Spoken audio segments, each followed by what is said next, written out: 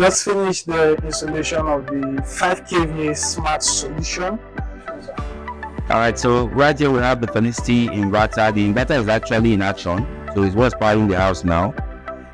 Over here is the Aurora battery. You can see it.